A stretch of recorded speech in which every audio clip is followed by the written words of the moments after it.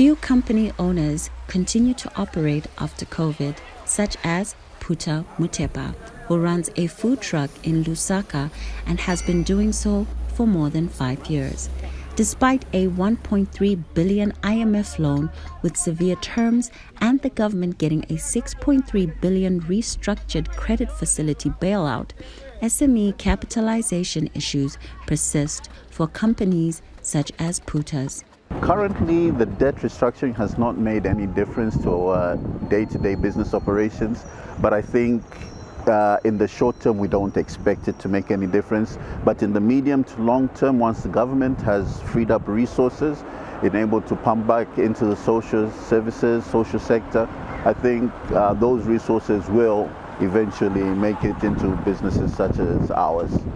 According to financial expert Trevor Hambai, the agreement calls for Zambia's 6.3 billion in debt to foreign countries, including China, to be restructured over more than 20 years with a 3-year grace period during which just interest payments are expected. It has been restructured to extend its repayment period from between 12 to 20 years. So there's another 12 years to 20 years in which we can repay this debt. There's also given the country a 3-year moratorium in which they will not be paying on the principal, but they'll pay on the interest for the first 3 years until 2026.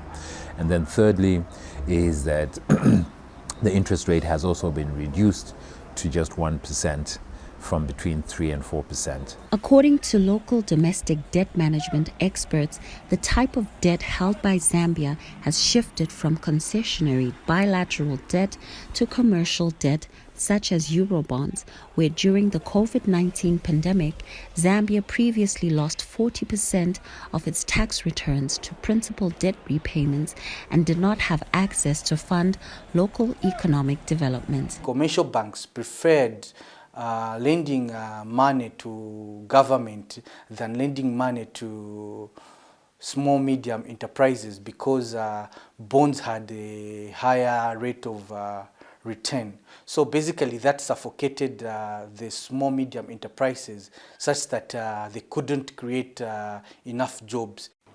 According to the Finance Ministry, the agreement not only relieves the country's mounting debt burden, but also unlocks much needed financial resources to revive the country's economy and serves as a success story for other African countries facing protracted negotiations with their creditors.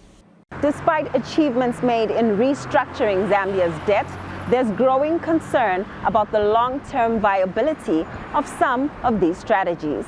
The impact of the interest rate and the tax adjustments on the domestic economy is a concern, given that small and medium-sized businesses make up 97% of the economy. Fungisai Maranga, Africa Matters, Lusaka, Zambia.